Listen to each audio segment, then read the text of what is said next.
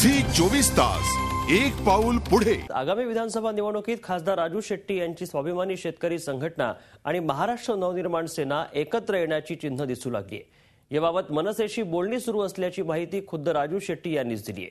काँग्रेस राष्ट्रवादी आघाडीचा पराभव करण्यासाठी मनसेशी बोलणी सुरू केल्याचं शेट्टी यांनी नाशिकमधल्या दाभाडी इथं बोलताना सांगितलंय। महाराष्ट्रामध्ये जे आज काँग्रेस राष्ट्रवादीच्या आघाडीला विरोध करतायत, त्यांच्या धोरणाला विरोध करतायत, त्या सगळ्यांनी एकत्रित येऊन लढलं पाहिजे। कारण महाराष्ट्रामध्ये सत्तांतर व्हावं अशी जनतेची इच्छा। काही आमदारांच्या बरोबर एक दोन वेळा बैठका झाल्या आहेत। गेल्या वर्षी ऊस आंदोलनामध्ये त्यांनी आम्हाला पाठिंबा दिलेला होता। अनेक आमच्या आंदोलनाला त्यांचा पाठिंबा असतो। बऱ्याच त्यांच्याही आंदोलनामध्ये आमचे कार्यकर्ते असतात। अशी बोलणी झालेली नाहीत, परंतु कदाचित होऊ शकतात।